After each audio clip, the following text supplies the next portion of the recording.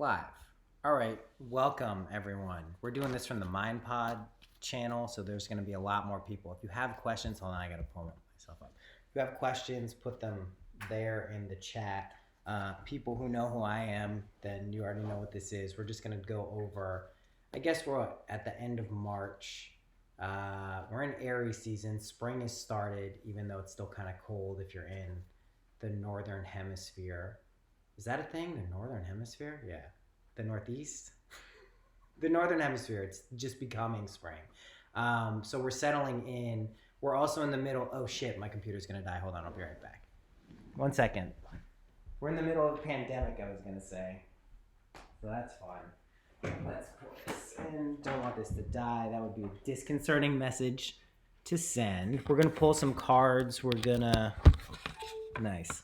We're gonna look a little bit at the astrology of stuff, but I really haven't done too much of that. So if you guys have questions or anything that you want addressed, if you know kind of what my podcast is about or what I've been talking about recently, it's kind of that you have the ability to dictate your own reality, but it's up to you to do that, and you have to prove it to yourself. And as much as someone can tell you something, you have to directly experience that.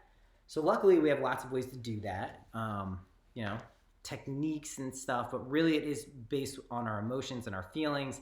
And just collectively what a lot of people are going through right now is having those patterns that they run in most of their lives be interrupted, right? Completely interrupted. Have it be a situation, this is super distracting. I have two things behind me, there we go. Basically have their patterns be interrupted to the point where they don't have any idea what's going on. Society kind of seems like it's breaking apart.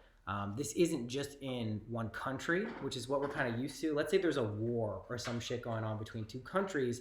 Maybe those two countries are acutely aware of what's going on, and maybe kind of the geopolitical situation means other people are connected, kind of have an idea what's going on. But this is literally something that's going on for the entire planet, and everyone is afraid of, not everyone's afraid, but everyone is aware that there's this big kind of collective energy.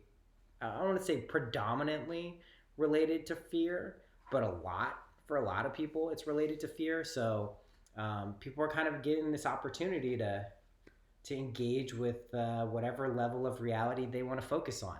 So what's cool about that, first card that comes up is the Chariot. I didn't pre-select these. Nothing is ever, you'll learn this real quick for people who don't know who I am. Nothing is ever pre-selected on any of these readings. Shit is just going to come up.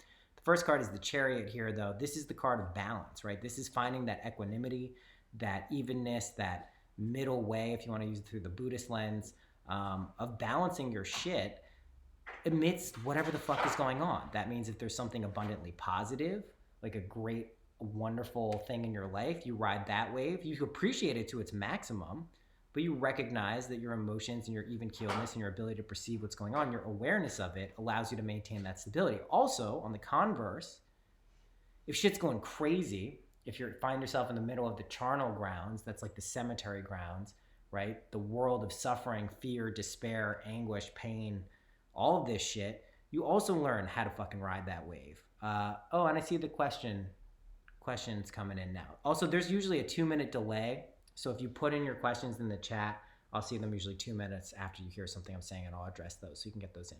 But anyway, back to the suffering, right? Look at this black sphinx. Suffering isn't also something to be judged. It's not a bad thing. Fear also isn't a bad thing. It's a construct, and depending on where you are energetically, it's actually either very useful or not that useful. It's up to you to determine where on the spectrum you fall at any given point, how you want to engage with fear or pain or suffering. We're moving collectively, it feels like, more into a realm where you don't have to use it as the catalyst or the primary catalyst. We're talking about fear here. But obviously, there are people jumping off ship physically, ethereally, and energetically. I've been kind of playing around with this idea. Someone posted that this is even more polarization. So the optimists are even more optimistic. They're finding the best silver linings in every situation, and the pessimists are just finding this to be like, we're going into dystopia, just everything is horrible, and this is evidence of that.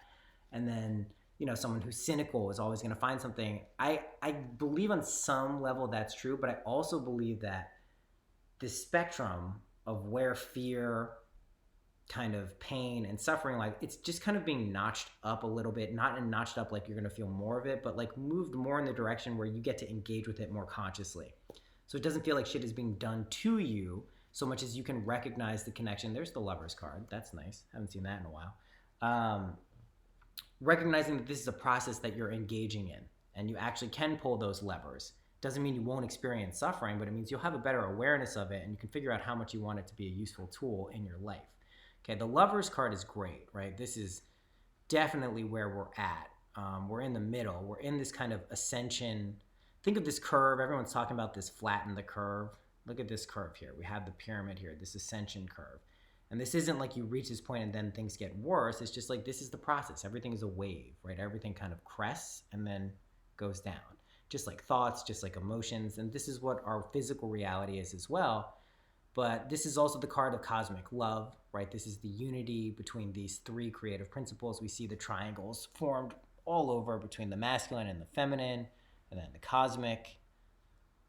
Kind of looks female if you ask me. Look at the growth on the head there. Totally female. A little androgynous, we'll give you that, but definitely cosmic love. We see the serpent and snake with the woman there, the feminine. Not evil, not bad, not a fall from grace. It's choosing which apples we want to eat. Shout out to Jessa Reed for really elucidating that analogy. And then behind the masculine, we see the fire, right? And there are 12, 1, 2, 3, 4, 5, 6, 7, 8, 9, 10, 11, 12 fires, flames, branches on the tree, representing the zodiac. Lots of other things related to 12. We got so many things. Dodecahedrons, 12 disciples, all this stuff. But cosmic love, also something that's definitely funneling through. Don't mistake it only for love and light. It's not what it is. That's why we have the chariot coming up here, to be aware of the duality. What's your take on the galactic stuff Jessa and Water Baby talk about, an Atlantis wound? The Atlantis wound has been coming up this week. I don't know. I mean, I haven't heard them talk about it at all. I was just thinking about Atlantis independently of that. I saw Lola, Water Baby Tarot, she posted just a title of something about Atlantis, but I didn't even listen to it. There's something to it. I mean, all of these things are also narratives. The construct of time and history and all of this stuff is real. I'm not negating it. You know, we can look at history. It's pretty reliable. But they're also just narratives to get us to see what's going on within ourselves at any given point. Oh, there's one that popped out. Yeah. King of Wands. So that's a nice little three spread here. So my take on the Atlantis stuff, I don't know enough about it. It feels like we're running through it. There's actually an episode that I'm putting out with Ramin this week where we talk a little bit about the Atlantis stuff, and Jessa and Lola, and we mention them by name. So I do feel like there's something being played out there. I don't know what it is though. I guess I have to take more psychedelics to go that deep. But I guess energetically it feels like there was definitely something that happened. Shit got too focused in one way, and there was kind of an imbalance that was created, and I don't know exactly. I don't want to say it's a bad thing, but definitely stuff was lost. You can kind of look at it like the fire, the Great Fire of Alexandria, where the books were taken out. It's kind of the converse of that, not in a bad way, just energetically, of one with the water, an underground watery, what we know of Atlantis, underwater now civilization, and then the fires that burned up the knowledge and all of the wisdom that was in Alexandria in Egypt. So to me, it's similar stuff, but I think the lesson there is to find this balance. That's why we start with the Chariot here. Then we get the Lovers. Then the King of Wands here. This is gazing out. We see Leo the lion, the salamanders, these ancient fire symbols, the Ouroboros, the salamander eating its tail, representing the infinity here, which is like that time is not only cyclical, but also not super real. It's definitely not linear, right? It's like points. And then again, look what the King of Wands is doing in the right hand, the gripping the wand, right, onto the ground. That's the hand of logic and rationality. And this is the masculine, right? The king here. So this is what we're being asked to open up to, the rectification, the healing of the masculine. So if we want to talk about the Atlantis stuff, My hunch is with all of this energetic stuff, if you start to understand it, you can move the needle in whatever direction you want. If you try to move this in the direction of kind of power, domination, control, which would be things that would be emerging in an unconscious masculine age, which is the past however many thousands, or where it's irrelevant in time, place, where we find ourselves now in this age, you can see how that would maybe destroy a civilization. This feels very different. This virus, everything else, it feels much more feminine in nature. For as destructive and gnarly as it is, pretty gentle. Pretty gentle. People don't want to be talking about that, but it's pretty fucking gentle considering what could be going on. What do you got? Michelle, you're saying, I've been getting a feeling that we need to lean hard into the divine feminine energy right now. Love, empathy, healing. That's weird that I was just talking about that, to bring her in and anchor that timeline. Totally. I don't think we need to do too much to anchor it. I think when we're talking about anchoring, we're talking about ourselves being able to tap into it and then just maintain that awareness. The reality of that happening, and what were the words you used? Love, empathy, healing. That's happening to the collective regardless. It's our individual ability to kind of see that that's happening that makes this either a smooth transition or like kicking and screaming like what the fuck is going on, which a lot of people are doing. Next question. You can believe the earth is flat, but can believe everything the TV says? Okay, all right. I'm figure there's 22,000 subscribers. We're going to get this shit. I don't know, flat earth, who knows? Maybe. Atlantis, TW, there was an imbalance, the wave. There wasn't time to save everyone, so many of the galactic had to leave our loved ones behind and watch them die and our cities be destroyed. Sorry. Oh, well, then that sounds about right from what I was saying. Yeah, the imbalance, right? That's what it was.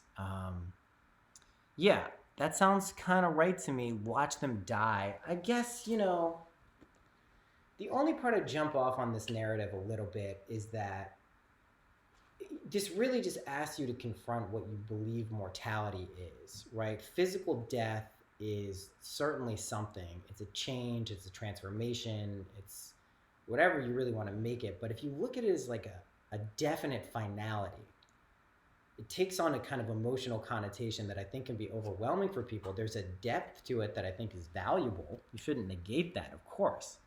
But I don't know if that's like a necessary. Yeah, you learn lessons from that, so that would make sense that we would be back in bodies. This time, whatever you want to call it, timeline, dimension, consciousness, feels like we have the opportunity to make it way more positive. Seems like it's way gentler if you want it to be. Shit can get gnarly, but your ability to kind of process and stabilize your own consciousness, that's really what I'm pitching here, only from direct experience.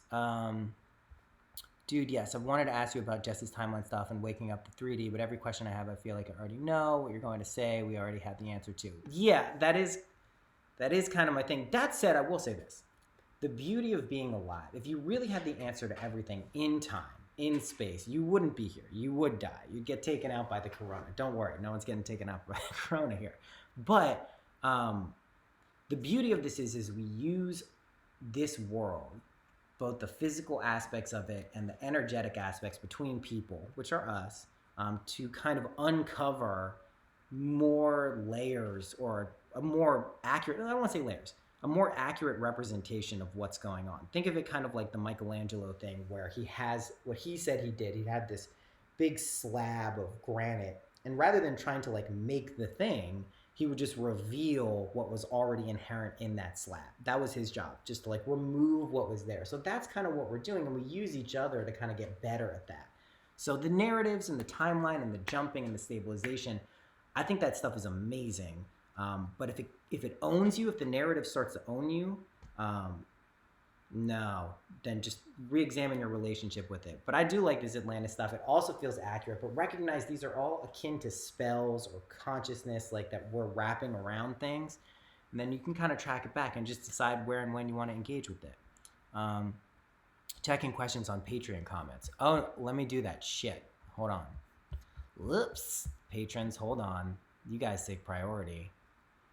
Let's see. The posts. Published. View. Oh shit, yeah, okay. Can't get it open on YouTube. Hey Noah, tried holding the feeling of desires as reality, but kept feeling a ball like blocking me close to the right side of my chest. The visual I got was larva like worm thing. A Jessa Reed parasite. Any advice getting rid of that? Okay. All right. If you're getting, let me just go back to this live feed. If you're getting specific visions of something like a parasite or whatever there, recognize this is just you. Everything is you. If you recognize that, it stops holding you. If it feels like an energetic, just you can use like anyone in your life. This doesn't even have to be some weird ethereal parasite thing. Just someone who's energetically in your life, kind of like leeching your shit away. Like the best way to deal with that is recognize that, imagine them person getting, whatever they need in life, but take the appropriate measures when you recognize a leech. If you want the leech on you to suck some poisonous thing out, great. But if you don't want a leech on you, take it off and establish the relationship you want. Same thing if you notice a psychic parasite on your heart. If you feel it physically too, then you may be experiencing what I had to experience over the past few months, which is you may be clairsentient in the sense that you feel physically and energetically. It's a deeper level than that, but you physically will feel shit too. That's a gift. That's helpful. You may be tapping into your own stuff, someone else's, anything else. Just try to use it as an extra sense. But know how to remove anything you feel is like a parasite energetically from you. And you do it with your mind. You feel the satisfaction of the wish fulfilled, so that would be the feeling of being like, oh, I feel amazing, there's nothing on me. Or if something comes up, I know how to immediately or deal with it in the way that's going to teach me what I want to learn in the best, healthiest, coolest way, right? It's pretty easy. Atlantis is fun, Natalia. Flat Earth is a psyop. I don't know. Who knows? Do we really know? Who knows? Whatever. It's all good. Hey, Noah, where do you see Bitcoin ending up? Ending up? I don't know. I bet it has a run as like a real currency for a chunk of our lives. I don't know. I mean, I think the value, I'm pretty on the record as saying I think it's going to be much higher dollar-wise than where we are now. But what the fuck are dollars, right? It would be terrible to see it be worth like $100,000, but dollars are worth nothing. So I do think as a store of value, though, it should continue to gain. I think that's just based on 3D world fucking psychic realities that deflationary currencies would tend to go up in value relative to inflationary ones. And both are valid ways of looking at things. But yeah, I don't know. I would like it as a store of value over the next 4 years, personally. And that's what I'm planning on doing. And I'm doing it. I got it. Hey, I can chat. Hey, Noah, package arrives today. Wink, wink, nod, nod, with ya. I think the wound is coming up so we can... Natalie, by the way, you're the coolest. I wanted to say this. It's so cool. I think the wound is coming up so we can process, transmute it, and lean into love away from fear. Totally. That's what wounds functions are. That's why the wounded healer exists as an archetype, right? Chiron, you can look in your astrological chart. See, I said I'd talk about astrology. Chiron, you can find Chiron, what is the wandering star? Is that what the word is called? Anyway, the wounded healer archetype. Chiron was a centaur who fought in the war versus the gods, versus the Titans. Centaurs were traditionally aligned with the Titans, but he flipped sides and started fighting for the gods. His ability was he could heal anyone, anything, anytime, the coolest, but then he got shot with an arrow in his hoof, and like the irony was he couldn't heal himself, so he got put in the sky as a reminder of kind of this wounded healer archetype. Definitely what's going on. Yeah, that's the function of wounds. Again, your ability to go into that pain, if there's pain's typically involved with wounds, and transmute it is your greatest gift. So the ability to feel that in the first place, which we choose to do as human beings, since we go in a world of duality, which implies suffering and darkness and, negative things, our ability to deal with that is actually our greatest strength. So that's totally, I can vibe with that on the Atlantis front. Sorry, kind of off topic, but I like how your music doesn't follow a specific genre. Good shit. Do you only produce? Do you do any sound design, mix, or master? Everything you hear I've done, so I guess I do that stuff. I did more sound design stuff in college. I love sound design stuff. I should do more of that. Thank you also for the compliment. That's really nice. Ross Krentzman, not really a question, but more of a statement. I'm pretty sure you have a collection of the most comfortable pants. You're right, Ross. Good old Ross. I went to college with Ross. Mezcal episode soon. Did I dream this? No, it's there. It's just before the pandemic. So, I'll put it out. People are drinking, right? You can still go out and get liquor. Well, I'll put that out as a bonus for Patreon. I don't know. I have so many episodes now. Ugh. I'll put it out. I'll figure it out. Maybe for patrons. Sign up for that. When I see the chariot, I see a driver. We are driving the chariot. We are creating a reality, and we'll bring in a better version of reality, right? But who created this chaos? Us, me, yes, is the answer. And you do see that, but also you look at the chariot, you get an idea of how to control it. Lightly. You see his hand here? The left hand lightly holding the reins while the right hand holds the scepter towards the sky. So that's how we do it. It's all good. Chaos creates harmony, creates chaos, creates harmony. Depends how you look at it. It's all good. Crypto has me scared. That's cool. That's the best. Anytime, what did my mom say to me today? That people in the stock market, it's the only thing when it's on sale, no one wants to buy it. I mean, you gotta look at what you think are wise investments and how to operate in, an economic system that may or may not be buckling and transforming into something else. You need to know how to relate your emotions to that. I think having fear, don't make investing decisions based on fear. It could be based on other people's fear, although I wouldn't want to really prosper from that either. But educated guesses, I don't like those either. But if you feel pretty good and have a strong degree of confidence in terms of what you think is going on, I think when everyone else is freaked out, and kind of running around with their heads cut off, like chickens with their heads cut off, if you can accurately see what's going on, that's pretty good, right? Hey Noah, when do you think the shutdown will lift? When can we see people and events in person again? My dad asked me this today. We were talking. I think in a month and a half will be kind of, in the United States at least, will be the breaking point for most people. Regardless of public health recommendations, I don't think people can stay indoors, especially in urban areas, for much more than 2 months. I think they'll start to lose their shit. They'll certainly want to leave and go to like nature places or just basic shit, social interaction. So that's what it feels like. Where does that put us? Somewhere around almost June, right? Yeah, that feels right at the latest. But it could be earlier, but I don't know. That feels kind of like what people generally want to learn from this. By the end of the summer, I'd be shocked if this is not sustainable. It's not tenable. I know that. We're pitched so high right now. People are just going to need naps all the time. I haven't been able to fully grasp stable imaginal acts. Are we unconsciously affected by them without getting a chance to realize it? What makes some stable imaginal acts more experienced than others? Okay. Just let me point out one little thing here. If you say I haven't been able to fully grasp stable imaginal acts, just make sure you recognize that as a observation, discernment, and then cut it from there. Don't perpetuate that thought by thinking that you can't grasp it, because you can. Are we unconsciously affected by them without getting a chance to realize it? Yes. Subconsciously is what I would say. But this is also, subconsciously is becoming more apparent to us, so it's less subconscious. It's still there, but it does come up, bob its head above the ocean more now. When that's going on, you have this ability, it's like if you say you want money, say you want a lot of money, just a lot of people are worrying about money now. These packages, in the United States and other places, they're doing things to help people deal with the pressures of not having, gainful employment or blah, blah, blah. Let's say you go, I'm rich. I got all the money I need in the world. If you really believe that and can latch onto that, guess what's going to flow into your life? But if there's a little voice that happens afterwards, goes, are you? What does your bank account say? I don't know. I'm sure the world looks pretty crazy right now.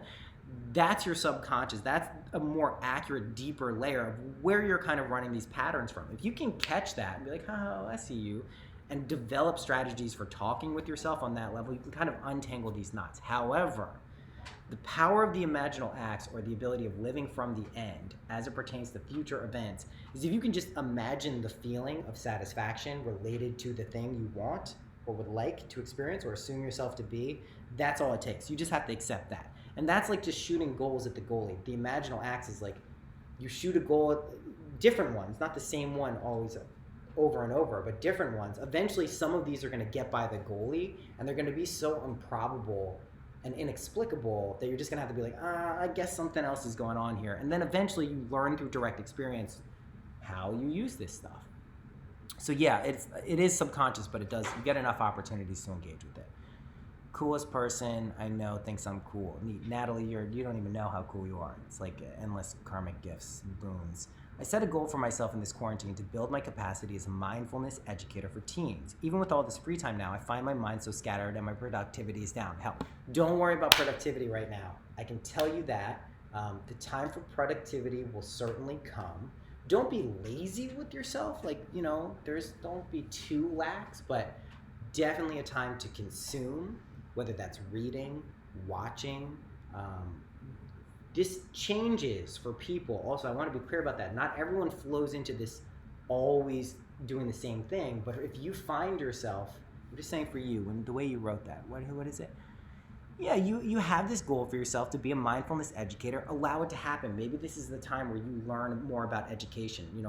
Take a survey of what's going on in Zoom. How all these classes have moved to Zoom and all these things. Like, look what's working. Look what's not working. Look what you could do now, looking at kind of physical reality. Once people are allowed to congregate again, what opportunities are presented there? There's a lot of things here, but don't get too caught up in like what you're supposed to be doing. You have to be doing this. Once you kind of acknowledge that that's what you're supposed to be doing, feel the satisfaction of knowing you did it. It'll happen effortlessly. And if that means you eat ice cream and watch a TV show for 3 days during quarantine, fucking have a great time. Flatten the curve. I think the curve relates to how light curves around a black hole.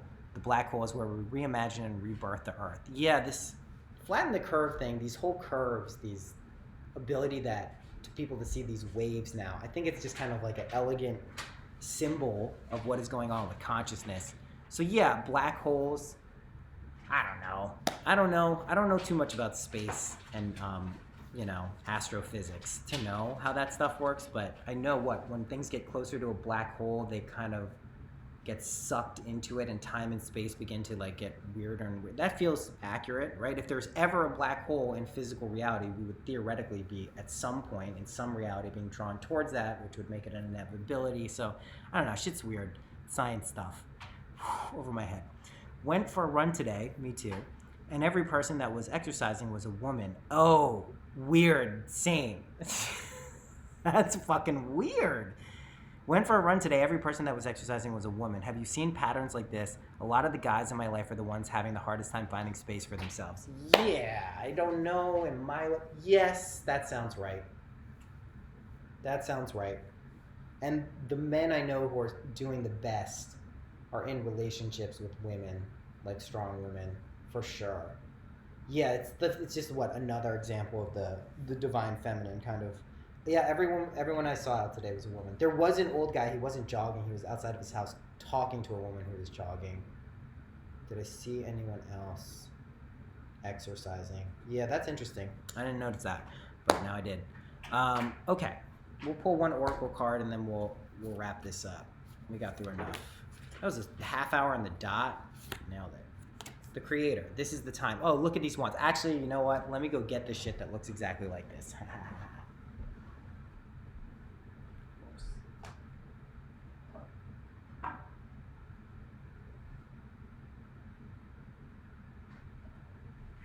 Look at this. I wish I was slick enough to plan this shit. I pulled that out randomly. So we see the creator. We see the wand, right? This is where we're at right now. We see that it's the woman, it's the divine feminine, creation, destruction, two feminine principles. This is exactly what we want to see. Look at this beautiful, and with this wand I have. If anyone's interested in this, they can hit up me or my sister. I literally just moved these in to where I am, and it's fucking cool. Wow, it looks good in this. I don't know if YouTube's capturing this. But anyway, hit me up. I know it's not like the best time. People aren't having like tons of disposable income in quarantine, but this shit is cool. I have a bunch of them. Anyway, that stuff's going on. Crystals are really good. I think they're nexuses of consciousness.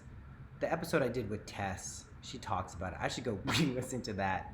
I was high during it. I only remember so much. But anyway, this thing's badass. Crystals are cool. Find the modalities. Find the things. The creator here, this card, just find the shit that works for you.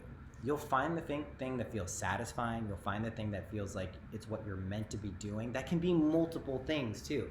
What if I only decided that the only shit I was going to do was going to be doing the podcast or doing live streams? You know, I would negate music. I would negate art. I would negate all the other things in my life that I love to do. So it's okay to do multiple things, but find the ones that are really important for you. Yeah. Oh, the synchronicity of our workout observations. Crystals are sentient, totally. So anyway, Instagram.